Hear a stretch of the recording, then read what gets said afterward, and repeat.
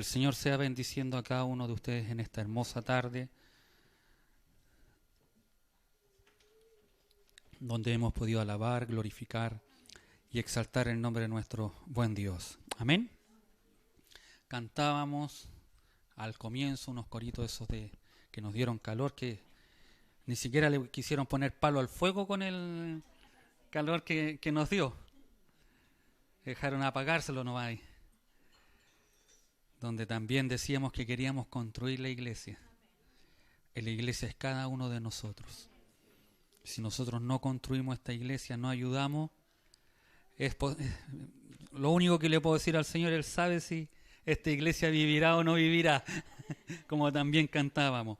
Quiero invitarlos a abrir sus Biblias en el libro de Mateo, capítulo 9, y también felicitar y bendecir a cada uno de ustedes, los que trabajan o trabajamos, ya sea en el rubro que sea, ya sea en el hogar, que es donde más trabajo tienen las mujeres. Pues nosotros a veces solamente nos sentamos y ellas son las que cocinan, se preocupan de esto, de una y otra cosa, y nosotros a veces hacemos una cosa y pensamos que la hacemos todas. Pero es nuestro deber nomás que cumplimos. Eso no es la predicación, pero quiero felicitar a cada uno de ustedes por el Día Internacional, que es el Día del Trabajador. Amén. Texto de Mateo, capítulo 9, versículo 14 al 17. Esta es una parábola que está en los 3 evangelios, es decir, Mateo, Marcos y Lucas. En Marcos se encuentra en el capítulo 2 y en Lucas se encuentra en el capítulo 5. Y en Mateo se encuentra en el capítulo 9. Y le damos lectura si la encontró. En el nombre de nuestro Señor Jesucristo. Entonces vinieron a él los discípulos de Juan diciendo: ¿por qué nosotros y los fariseos ayunamos muchas veces y tus discípulos no ayunan? Jesús le dijo: ¿acaso pueden los que están de bodas tener luto entre tanto que el esposo está con ellos? Pero vendrán días cuando el esposo les será quitado y entonces ayunarán. Nadie pone remiendo de paño nuevo en vestido viejo, porque tal remiendo tira del vestido y se hace peor la rotura. Ni echan vino nuevo en odres viejos, de otra manera los odres se rompen y el vino se derrama. Y los odres se pierden, pero echan el vino nuevo en odres nuevos, y lo uno y lo otro se conserva juntamente. Amén.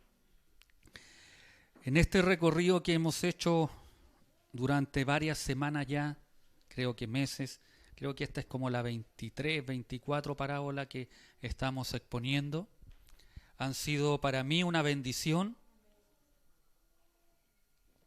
y la de hoy día no está ajena a ser una bendición, y no solo eso, sino también una decisión que tendremos que tomar como hijos del Señor.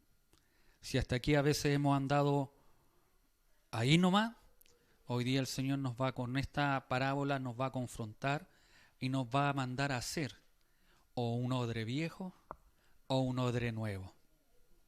Amén. Aquí vemos cómo comienza la hostilidad de las autoridades religiosas, ya que para los judíos de tiempo de Jesucristo, la limosna, la oración y el ayuno eran los 3 grandes pilares de la vida religiosa de aquellos hombres, como de muchas personas o de muchas iglesias. Son pilares la oración, el ayuno y también la limosna o el repartir a alguien. Si uno no da, dice, no, que tú no tienes el Espíritu de Dios, Dios no está en ti y por eso no das. Y eso empezó, y no solo eso, sí que eso en el capítulo 9 se empezó a dar más aún cuando ven a Jesucristo, cuando empieza a llamar a sus discípulos y llama a uno que se llama Leví, que dice la Escritura que era un cobrador de impuestos que estaba en ese lugar. El mismo, y no solo dicen que lo llama para ser discípulo, sino que le dicen que él anda con aquellas personas, con aquellas compañías, y más aún que comía con aquellas compañías. Del versículo 11 al 13 dice la Escritura: cuando vieron esto los fariseos dijeron a los discípulos: ¿por qué come vuestro maestro con los publicanos y pecadores? Al oír esto, Jesús les dijo: los sanos no tienen necesidad de médico, sino los enfermos. Id pues, y aquí toma un versículo del Antiguo Testamento y les dice: aprended lo que significa misericordia quiero y no sacrificio, porque no he venido a llamar a justos, sino a pecadores al arrepentimiento. Y si a eso le sumamos la relajada actitud ante el deber tradicional de ayunar, Jesús les ofendía del sentido de lo que era correcto. Jesucristo no estaba preocupado si sus discípulos ayunaban o no ayunaban, si se lavaban las manos o no se lavaban las manos, como aquellos hombres fariseos, aquellos hombres que estaban ahí, le preguntaban y le decían: ¿por qué estos no hacen esto? ¿Por qué no hacen esto otro? Para el pueblo judío, ellos por ley, en la Escritura decía que ellos debían ayunar un día en el año, que era el día en que ellos habían salido de Egipto, que aún hoy se celebra. Hoy aún se celebra ese aniversario que ellos tienen de haber salido, y ese día debían ayunar. Pero para los religiosos de la época, de los judíos en ese tiempo, no hallaron nada mejor que decir: no, un día es muy poco, un día al año. Debemos agregar algo más. Y dice la Escritura que los fariseos ayunaban 2 días a la semana, que era el día lunes y el día jueves. Y más aún se ayunaba cuando alguien estaba de luto, empezaban también a ayunar por aquella persona. Entonces, cuando ven que o cuando había alguna necesidad, cuando se escribe o cuando le hablan a Jesucristo sobre este episodio, la Escritura dice que Juan el Bautista, o los estudiosos dicen, los eruditos dicen que Juan el Bautista había sido tomado preso. Por eso estaban ayunando los discípulos de Juan, que son los que le van a conversar al Señor. Son aquellos que le van a hablar y le van a decir: ¿por qué tus discípulos no ayunan? ¿Ya? Para que se pueda entender por qué le están preguntando o de qué se está dando de aquella parábola que Jesucristo nos va a dar en este día. Los publicanos no solo eran notorios por su explotación, pero eran condenados al ostracismo religioso y político como colaboradores con el gobierno pagano romano. El que un judío piadoso o justo comiera con ellos era, por lo tanto, inconcebible para los fariseos y para cualquier judío. La respuesta de Jesús en los versículos 12 y 13 expresa la perspectiva contraria. Un sanador debe ensuciarse las manos. Una persona que viene a rescatar, que quiere salvar, debe meterse donde otros no quieren meterse. Donde los religiosos no quieren estar, uno sí debe estar. Amén. Y eso es lo que la iglesia debe hacer. Basta ya de que a veces nosotros decimos: no, mientras yo venga acá a la iglesia estoy todo bien. No, uno debe ensuciarse en el buen sentido, no andar todo sucio, voy a ir a visitar a una familia y voy a ir todo sucio. No, sino que debe estar donde otros no quieren estar. Debe estar con el borracho ahí y a veces sentarse en la cuneta. Yo recuerdo, no sé si les recuerdo que alguna vez no hacen lo que él hace, ¿sí? Ya no va a pensar la Tati que si me siento en la cuneta con el borracho es para tomar con el borracho. No, es poder estar con él. No sé si les conté de lo que me pasó con el chico taxista, que una vez estaba tomado y lo abracé y él me decía: ¿pero por qué me abraza? Porque te llamo en el Señor. ¿Pero por qué si no es normal? Carlitos, que todos ustedes lo conocen, dice que yo soy su pastor preferido. A todos le dice lo mismo, pero yo me la creo cuando lo veo. Y me decía que era su pastor preferido porque yo lo abrazaba, porque donde yo lo veía, lo saludaba. Al extremo que cuando me ve, ustedes saben que él fuma, bota el cigarro cuando me ve. Así que al finalizar el versículo 13, Jesucristo toma del libro de Oseas aquel versículo en el cual pone la prioridad de lo que él venía a hacer. Que quería misericordia, que él venía a aquellos que se habían perdido. Indicando que la prioridad de Dios es un amor costoso en vez de un ritual cuidadoso. Que es lo que Cristo quiere, que es lo que Cristo venía a decir. Podría seguir toda la ritualidad o lo religioso que podía hacer, pero él prefería que lo humillaran, que hablaran mal de él, para salvar a aquel pecador. ¿Cuánto estamos nosotros a veces dispuestos a dejar que otros hablen por ir a salvar a aquel pecador? La respuesta a la pregunta acerca del ayuno hace resaltar el mismo cambio de perspectiva. Los reglamentos formales de la antigua religión tenían que ceder al regocijo de lo nuevo.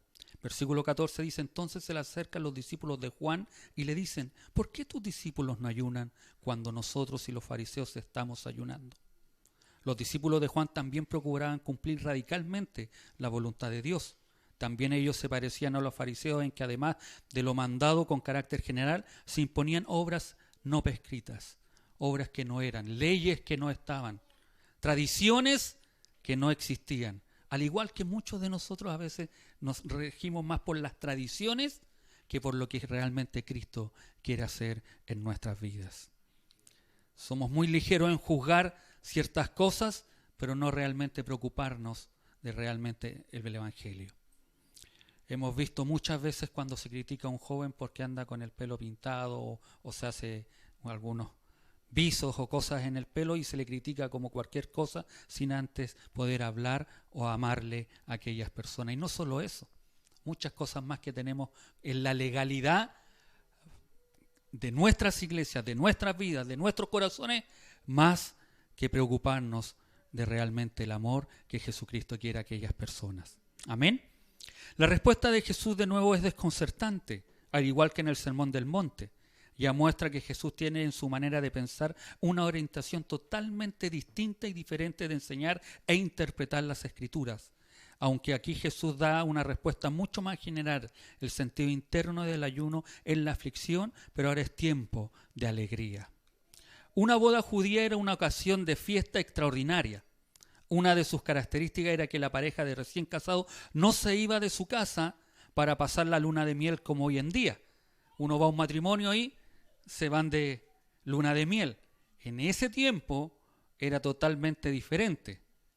La luna de, digamos, ellos se quedaban, y era por lo siguiente, porque la tradición judía decía que el hombre no podía salir a la guerra ni salir hacia afuera durante un año. Entonces no tenía necesidad de irse de luna de miel inmediatamente. Iba a estar un año en su casa trabajando, lógicamente, pero no podía ser llamado a la guerra o mandarlo hacia otros lugares. Para que se pueda entender, porque ellos, sus matrimonios, sus bodas duraban aproximadamente 7 días, una semana completa. Durante una semana después de la boda tenían la puerta abierta a sus visitantes, aquellos que iban a bendecirlo, darle los parabienes, ¡oh, qué bueno que te casaste!, todo eso. Y no solamente iban a eso, sino que también había comida, había fiesta, había baile, había regocijo, había alegría en esa boda. Y el esposo y la esposa estaban sentados y se les trataba como si fueran un rey y una reina. Se les trataba bien en ese tiempo. Y durante esa semana sus amigos íntimos participaban con ellos de la alegría y de la fiesta. Sus amigos íntimos se llamaban los hijos del tálamo nupcial. En tales ocasiones tenía la gente pobre y sencilla una alegría, un regocijo, una fiesta, una abundancia que a lo mejor no se les presentaba otra vez en la vida. Por eso eran tan buenas aquellos matrimonios, aquellas bodas. Imagínense una semana sin preocuparse de comer o de qué hacer. Ustedes, las mujeres que cocinan todos los días y a veces se levantan en la mañana, ¿qué voy a hacer hoy día? No sé si a usted le ha pasado, a mi esposa le pasa. ¿Qué hago hoy día? Y va a preguntarme a mí, al más vivaracho. No sé, lo que usted quiera. No le doy ninguna respuesta satisfactoria a lo que ella me va a preguntar. Lo que usted haga yo como, así que...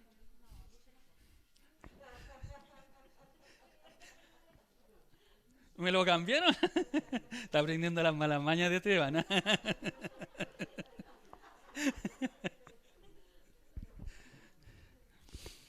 Así que Jesús se compara a sí mismo con el esposo y a sus discípulos como los amigos íntimos del esposo. ¿Cómo podría una compañía así estar triste y lúgubre? Esta no era una ocasión propicia para el ayuno, sino para la mayor fiesta de la vida. Por eso Jesucristo le responde de esa forma. El esposo estaba con ellos.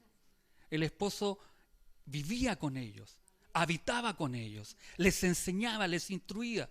No era necesario estar triste o ayunando en ese momento porque el esposo estaba con ellos. La pregunta que nosotros debiéramos hacernos es: ¿por qué estamos tan tristes nosotros? O como esa canción que dice: ¿por qué estás tan triste? ¿Por qué estás llorando? Si tienes a un Dios tan grande en tu corazón, dice más encima esa canción. Y a veces andamos tristes, andamos con una cara que si no hubiéramos comido esos limones más amargos.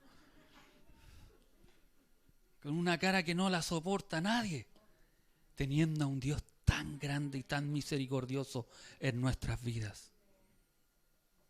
Peleamos por tonteras a veces. ¿Quién no ha peleado por una tontera? Y hacemos tremendo drama cuando la solución es tan pequeña.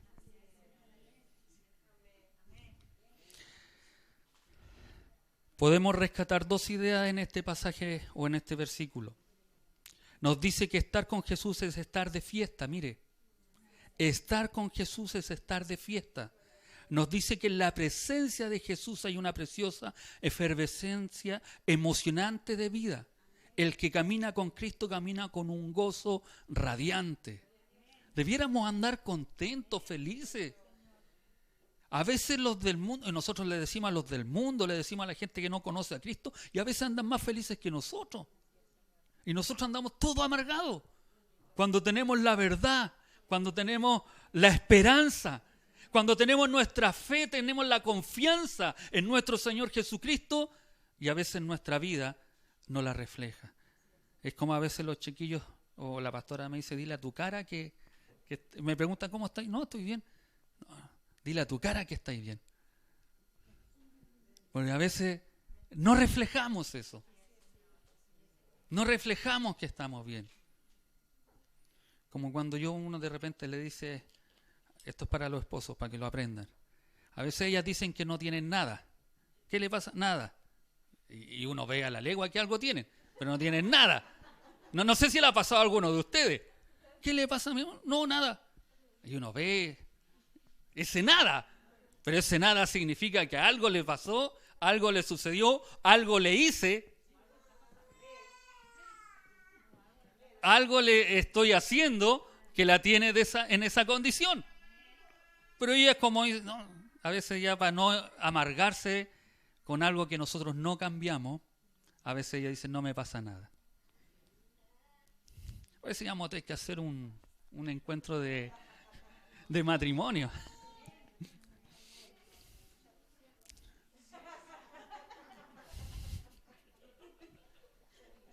Y le salió del corazón.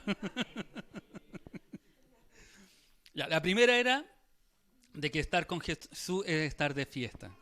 Y la segunda también nos dice que ninguna alegría dura para siempre. Para los discípulos de Juan habían llegado un tiempo de aflicción porque Juan ya estaba en la cárcel. Ese tiempo de dolor le llegaría inevitablemente a los discípulos de Jesús. No nos olvidemos que Juan, cuando estuvo en la cárcel, le dice a sus discípulos que ya no lo siguieran más a él. Juan sabía que iba a morir. Y él decía, es necesario que yo muera, que yo mengüe, para que el Cristo sea exaltado, sea levantado. Y Juan, teniendo eso, murió feliz, es decir, no murió triste. ¿Por qué? No, le dice a sus discípulos: vayan y sigan a Jesucristo. Vayan con Él. Ese tiempo de dolor les llegaría inevitablemente a los discípulos de Jesús. Es una de las muchas cosas inevitables de la vida, el que las alegrías más queridas lleguen a su fin. Ellos iban a conocer y Jesucristo les dice después en el versículo posterior, les dice, terminando el 15, les dice que el esposo ya no iba a estar. Epicteto decía: cuando estás besando a tu niño, dite a ti mismo: tienes que morir un día. Pues a veces se nos olvida. Por eso tenemos que conocer a Dios y a Jesucristo. Solo Jesús es el mismo ayer, hoy y para siempre. Solo Dios permanece inmutable entre todos los azares de la vida. Las más preciosas relaciones humanas tienen que acabarse algún día. Solo el gozo del cielo dura para siempre. Y si lo tenemos en nuestros corazones, nada nos los podrá quitar. Si hay algo que nosotros debemos tener claro, esto terminará. El que hoy día estemos a lo mejor un poco más contentos, más alegres, el pastor le tiró algunos palos a los hombres, algunas a las mujeres, habló de algunas ciertas cosas que suceden en el hogar, que son triviales, prácticas. Eso termina, porque todo es pasajero. Pero hay algo que es eterno. Y eso usted y yo, nadie lo puede quitar, como les decía hace la semana anterior. El 15b dice, tiempo llegará en el que se les sea arrebatado el esposo y entonces ahí ayunarán. Este estado de dicha no continuará siempre porque el esposo solamente está presente por un tiempo determinado. Hasta que les sea arrebatado, el verbo arrebatar es duro e indica la separación violenta, el corte doloroso. No era que él se iba a ir a otro país, como algunas sectas dicen que Jesucristo no falleció, que se fue a otro país, fue a evangelizar en otro lugar, todo eso no. Dice la Escritura que les fue arrebatado en forma violenta, fue una muerte dura. Amén. Bajo el velo de la imagen, pero en forma clara para la mentalidad creyente, Jesús habla aquí por primera vez de su doloroso fin. En el Evangelio de San Juan dice el Señor, os conviene que yo me vaya, pues si no me fuera, no vendría a vosotros el Paracleto, el Consolador, el Espíritu Santo. Era necesario que Jesucristo se fuera. En versículo 16 dice, en un vestido viejo, nadie echa un remiendo de paño sin encoger, porque este añadido tiraría el del vestido y el desgarrón sería mayor. Ni se echa vino nuevo en odres viejos, porque si no se reventarían los odres y el vino se derramaría y los odres se echarían a perder. El vino nuevo se echa en odres nuevos y así ambos se conservan. Jesús añade a su respuesta dos cortas comparaciones. Las dos son gráficas y populares, dan testimonio de sentido práctico y de hábil prudencia. La primera respuesta emplea una práctica muy conocida, especialmente de parte de las mujeres. La mayoría de la tela en aquel entonces era de lana. Todos sabían que la tela nueva de la lana cuando se moja se encoge y se achica. En cambio la tela vieja es más débil que la nueva y no se encoge, más cuando se lava. Por lo tanto, cuando se cose un parche de tela nueva sobre la tela vieja, la nueva se encoge y rompe de la tela vieja. El resultado es una rotura más grande. La verdad central es que los defectos del judaísmo, tela vieja, no se pueden cubrir con algunas pocas verdades de la fe cristiana, que es el parche nuevo de la tela. Jesús no vino para destruir la ley, sino para cumplirla. Esto significa que iba a respetar las leyes morales del judaísmo, pero que no estaría limitado por el sistema viejo y endurecido de las instituciones y ceremonias. La tela nueva tendría que tener libertad para poderse encoger. Lo mismo dice la segunda imagen. El vinicultor se guardará de echar vino nuevo, espumante y generoso en odres viejos, ya que estos no resisten la fuerza del vino. Se abre paso y los dos, el vino y los odres, se echan a perder. La de la tela es muy fácil de entender. Y más de alguna de ustedes a veces ha cosido y ha puesto algo nuevo y después se ve que la abertura o la tela vieja se fue haciendo más, el hoyo más grande o la rotura más. Y en odres, para poder comprender lo que nos quiere decir odres, poner vino nuevo en odres nuevo y no en odres viejo, es porque más de alguno ha hecho chicha de manzana. Se lo voy a graficar a lo que acá normalmente se hace y se acostumbra. No sé si alguno de ustedes ha hecho primero jugo de manzana, no digo que hicieron directamente chicha. Y en el envase que lo pusieron, normalmente a lo mejor acá es de plástico, porque se puede expandir un poco más. En ese tiempo eran de cuero de cabra. Así se hacían los odres en ese tiempo. Y este cuero de cabra era curtido, era trabajado, todo eso, para poder echar el vino. Y lógicamente cuando ya el odre era viejo se podían echar otros productos los cuales no efervescían o no se fermentaban. El vino nuevo tiende a fermentar y por ende tenía que echarse en odres nuevos, porque el odre nuevo tenía una característica que podía tomar, era un poco más elástico, llamémosle así, o elasticidad, en el cual el vino podía fermentar y no sucedía nada. A diferencia que el odre viejo ya no tenía esa propiedad de elasticidad porque ya estaba viejo, ya estaba duro. Entonces, si ponían vino nuevo en ese odre viejo, obviamente el vino iba a fermentar igual. Y iba a producir que el odre se rompiera. Porque estaba viejo, no tenía elasticidad y usted sabe que el vino nuevo, al fermentar, bota ese gas, bota si no me equivoco, ese carbono y se empieza a fermentar y empieza a agrandar. En un odre viejo lo rompe, lo rajaba y se perdía el vino y se perdía aquel odre. Por eso la Escritura, cuando Jesucristo le dice, no se puede poner vino nuevo en odres viejos. Tiene que ser en un odre nuevo, porque ese odre está preparado para la elasticidad y poder realizar el proceso de fermentación sin ningún problema. ¿Amén? ¿Se entiende? ¿Sí? Al vino nuevo le corresponden odres nuevos. Las dos imágenes contraponen lo viejo y lo nuevo. Ahora es el tiempo nuevo, el tiempo del Mesías.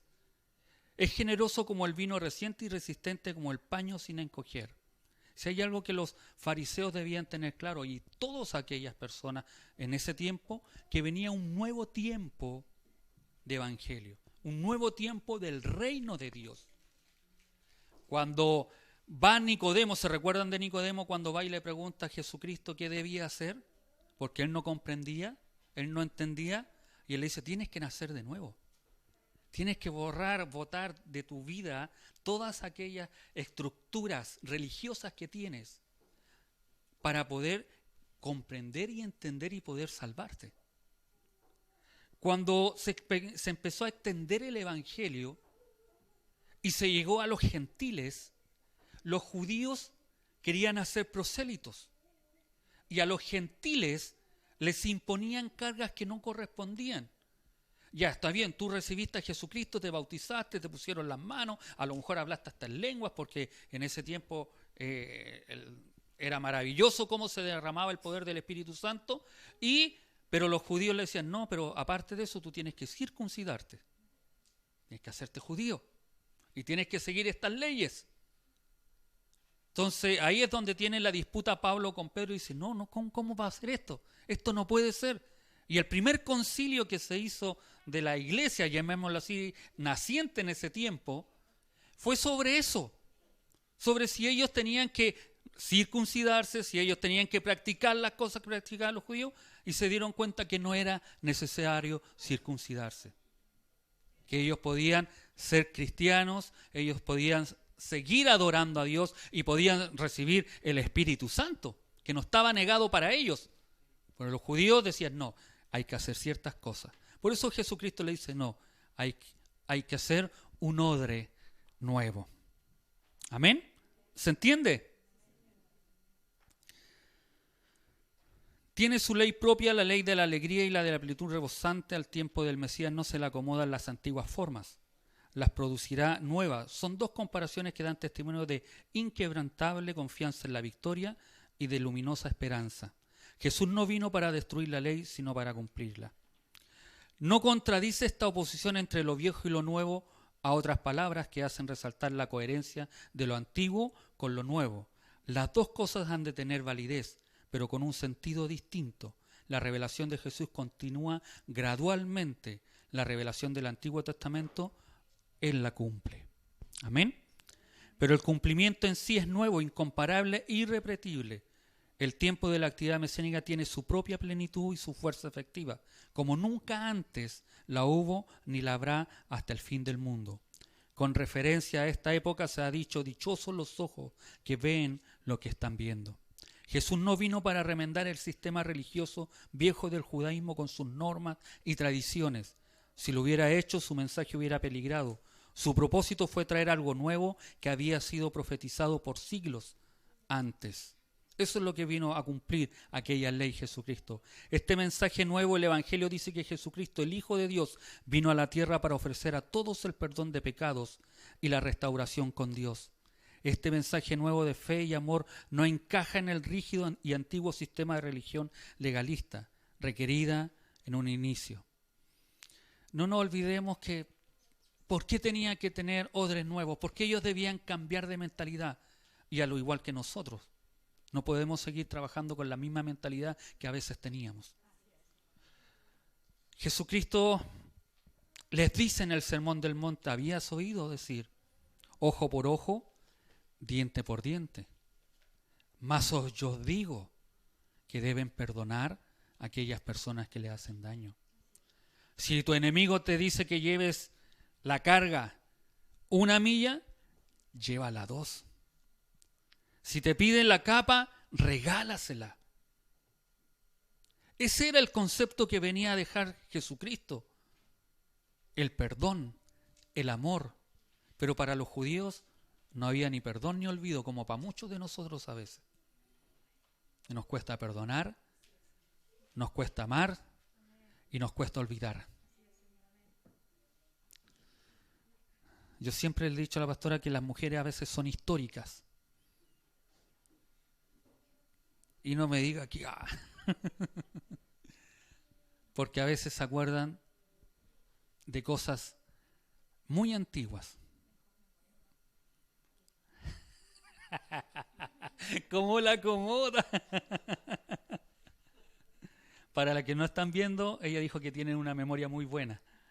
No es que sean históricas. Bien, hermana Sandrita. Pero es la verdad. A veces no perdonamos. Y Cristo vino a traer perdón. Cristo vino a traer amor.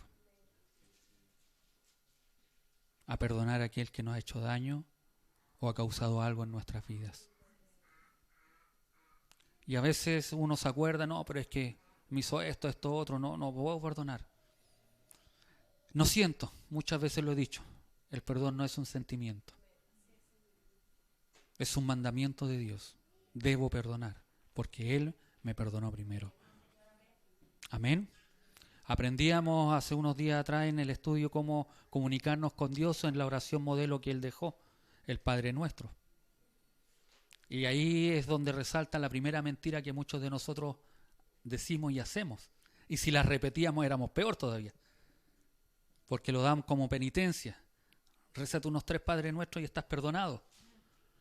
Y ahí el Padre Nuestro dice, perdona nuestros pecados como nosotros perdonamos a aquellos que nos ofenden. Y muchas veces no perdonamos a los que nos ofenden. Amén. A lo largo de toda su historia la iglesia se ha aferrado a lo viejo. Lo que Jesús está diciendo aquí es que llega un momento en que poner parches es una locura. Y cuando lo único que se puede hacer es desechar definitivamente algo y empezar algo nuevo. Hay formas de gobierno eclesiástico, de culto, de expresar nuestras creencias, que a menudo tratamos de ajustar y ligar para ponerlas al día. Tratamos de remendarlas. Nadie está dispuesto a abandonar despiadadamente e insensiblemente lo que las generaciones anteriores encontraron útil y provechoso. No estamos en contra de lo que sucedió anteriormente. No estamos en contra de cómo fue antes, pero los tiempos van cambiando. Pero sigue siendo verdad que este es un universo en constante crecimiento y expansión, y llega un momento cuando los parches son inútiles, y cuando una persona y una iglesia tienen que aceptar la aventura de lo nuevo o quedarse empantanados dando culto no a Dios, sino al pasado. ¿Cuántas veces hemos escuchado, antes era así, antes era mejor, o antes hacía esto, o antes era esto otro? El problema no es que la iglesia, la estructura cambió. Fuimos nosotros los que cambiamos. Si las cosas de antes no ocurren o no suceden ahora, no es por culpa de la iglesia. Es por culpa porque nosotros las personas hemos cambiado. No hemos sido constantes. Servimos a Dios en lo que nos conviene. En las áreas de nuestra vida que son fáciles de servirle. Pero no hay un mayor compromiso de nuestras vidas a un servicio del Señor. Amén. Debemos tener mentes suficientemente elásticas para recibir y contener nuevas ideas. La historia del progreso es la historia de la victoria sobre los prejuicios de una mente hermética.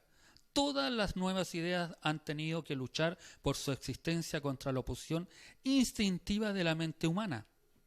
El automóvil, el ferrocarril, el avión se recibieron con suspicacias al principio.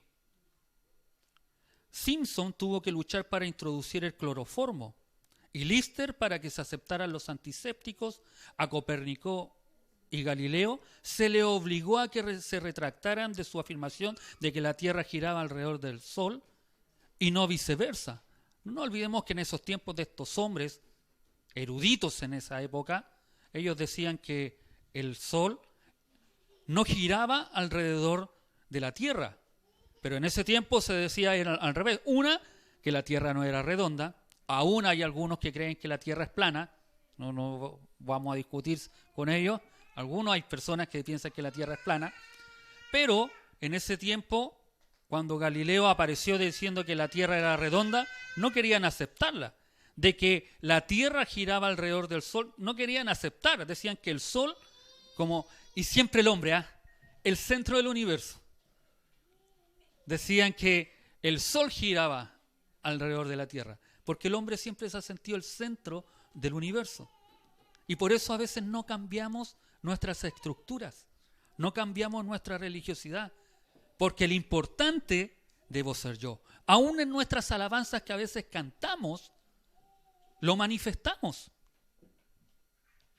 Porque las alabanzas son para edificarnos a nosotros más que adorar a Cristo. Más que adorar a Dios. Cuando estamos tristes, abatidos, cantamos canciones que nos animen a seguir y nos fortalezcan. Y no estamos adorando a Dios. Cuidado con eso también. Amén.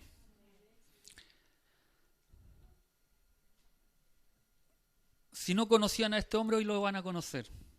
Jonas Hadway, que introdujo el paraguas en Inglaterra, tuvo que sufrir montones de insultos que le arrojaban cuando iba paseando por las calles bajo sus paraguas.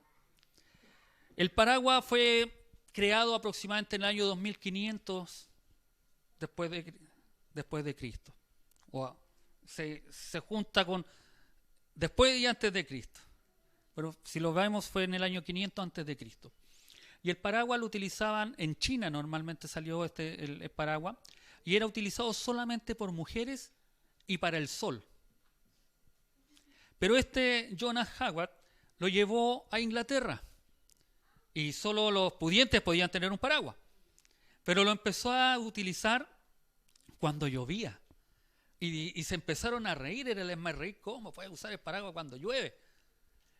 Y siempre el comercio se va a ir en contra de una nueva iniciativa.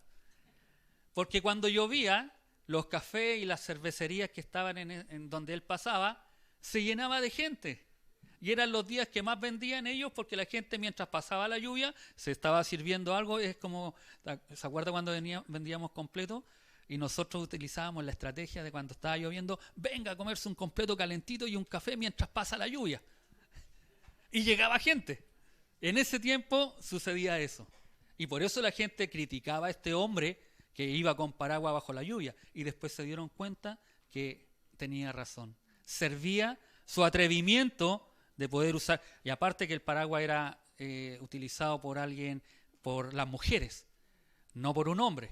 Imagínense un hombre usando un paraguas. En ese tiempo, es como hace años atrás cuando un hombre se veía con una camisa rosada, se veía extraño. Ahora ya no, da lo mismo. Pero en ese tiempo atrás no era bien visto. Este rechazamiento de lo nuevo se da en todas las esferas de la vida. Un experto en ferrocarriles, Norman Marlowe, hizo muchos viajes en locomotoras.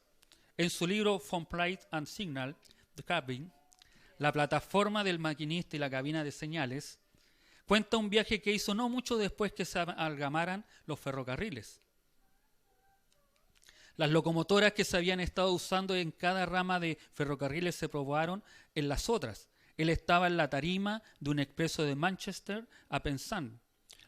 Un Jubilee, que era el tren que tenía, que él manejaba, clase 460, el conductor estaba acostumbrado a llevar locomotoras de clase Castle y no hacía más que disertar con nostalgia y elocuencia sobre la inutilidad de la máquina que iba conduciendo comparada con la Castle.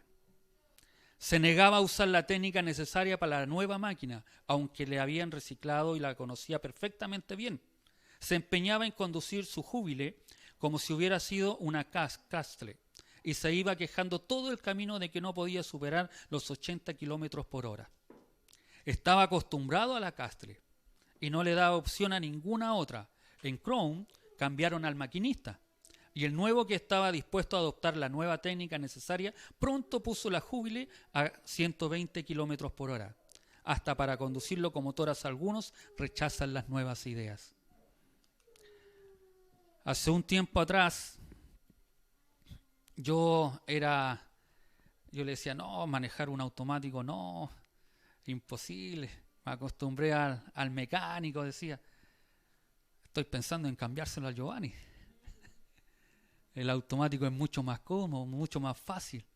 En las cuestas, sobre todo, no tengo que estar luchando ahí para salir al tiro cuando uno queda varado. Bueno, con el automático uno pisa el acelerador no y sale inmediatamente. Tiene varias ventajas, pero a veces como uno no quiere cambiar su estructura y se queda por lo que le dijeron, lo que ha vivido, uno prefiere no al viejito nomás o no dar un paso hacia adelante. En la iglesia el resentimiento por todo lo nuevo es crónico y el intento de poner las cosas nuevas en los moldes antiguos es casi universal. Tratamos de introducir las actividades de una congregación moderna en el edificio de una iglesia antigua que nunca se hizo para ella. Tratamos de introducir la verdad de los nuevos descubrimientos en los credos basados en la metafísica griega. Tratamos de introducir las instrucciones modernas en un lenguaje desgastado que no la puede expresar. Leemos la palabra de Dios a hombres y mujeres del siglo XXI en un lenguaje de una Reina Valera en 1960. Y peor aún, a veces más antiguas.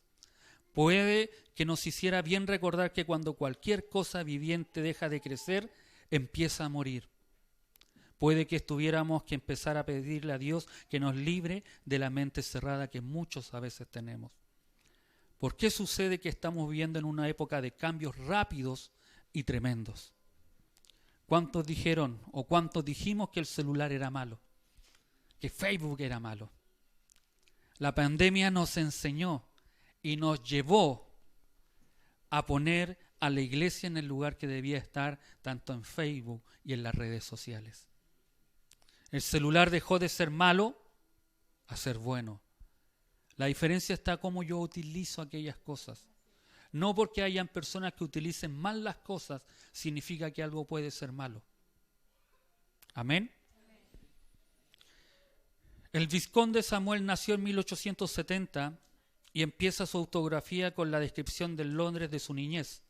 Dice, no tenía coches, ni autobuses, ni taxis, ni metro. No había bicicleta excepto sus precursores, los extraños biciclos.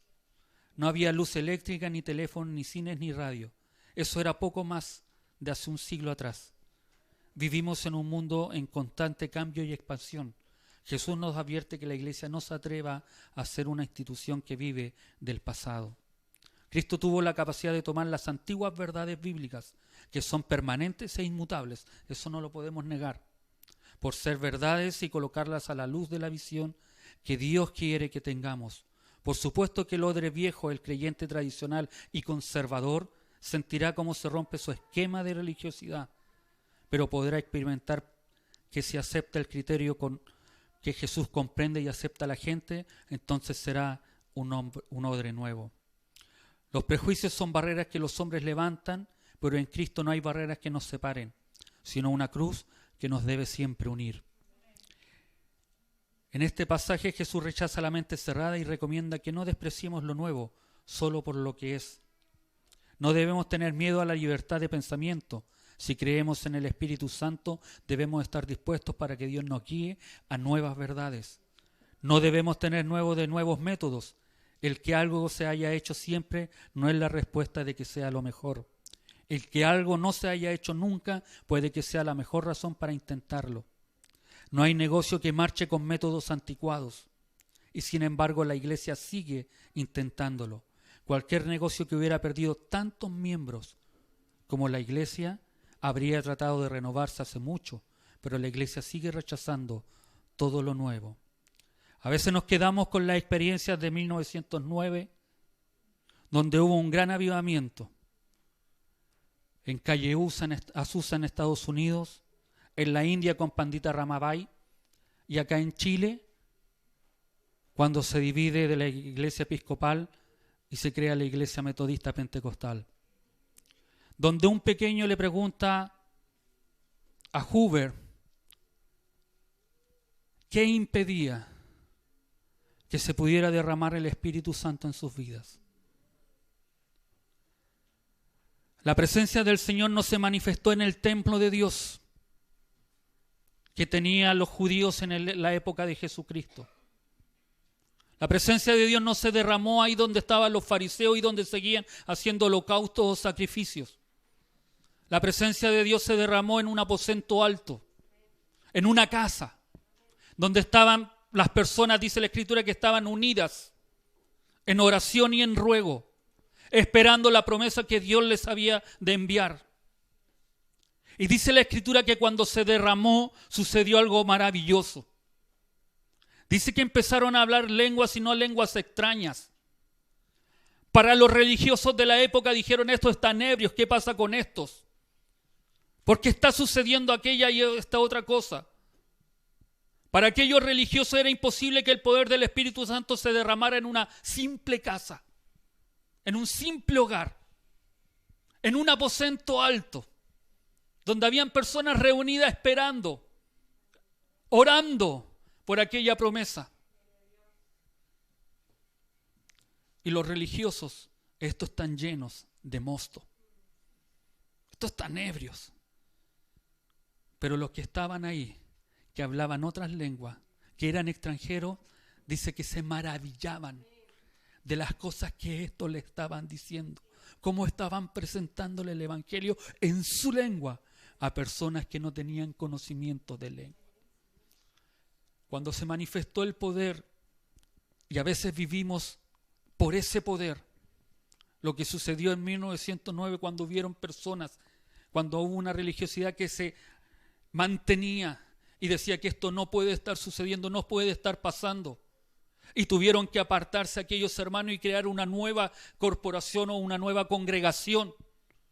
Porque se estaban arrepintiendo, estaban ocurriendo milagros, estaban las personas transformando sus vidas, cambiando.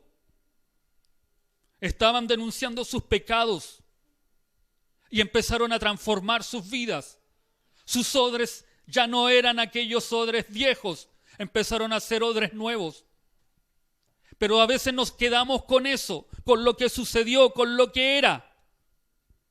No hay nada que impida, amados hermanos, que en esta época, en este tiempo que estamos viviendo, a puertas de salir de una pandemia y que vengan otras infecciones a lo mejor el día de mañana,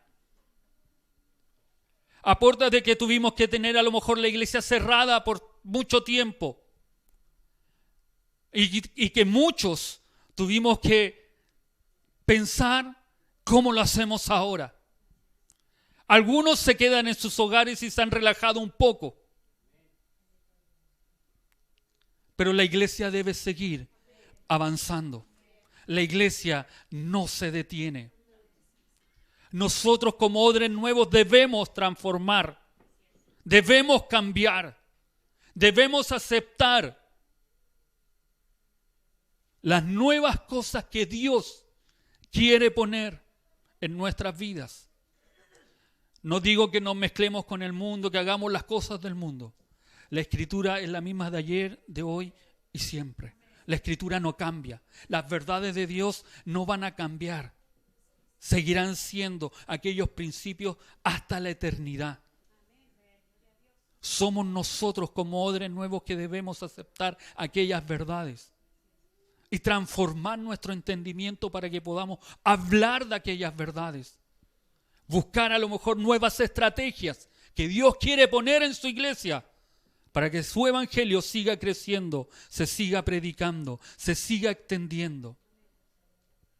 No podemos conformarnos como lo conformábamos antes y decíamos, el culto estuvo lindo porque hubieron danzas. Mistificamos el poder del Espíritu Santo al encerrarlo en simples danzas, en vez de pensar que el Espíritu Santo va más allá. No hay nada que impida, amado hermano, que en tu hogar, en tu casa, en tu intimidad con el Señor, la presencia de Dios descienda y esté contigo. No hay nada que impida que eso se pueda realizar. Somos los únicos que impedimos eso, somos nosotros, como odres viejos. Decimos, no, si en la iglesia es la única parte donde puedo adorar o cantar. Es ahí donde solamente puedo orar. No. No se olvide nunca que nosotros somos cristianos. No solo en la iglesia, que siempre le he dicho que nos vemos bonitos, hermosos, sino que en sus hogares, en sus trabajos, en la calle, somos cristianos. Amén. A veces se nos olvida que hiciéramos sacarnos el rol de ser cristiano. El otro día nos reíamos mucho y por la esta del auto, sí. Sí, hermano Esteban. De hecho, llegamos a un momento a burlarnos y decir, deme 5 minutos de dejar de ser cristiano, déjeme sacarme para responder de una forma diferente. Todavía me está tramitando con el auto, para que ustedes sepan. Y más encima ayer me pidió plata.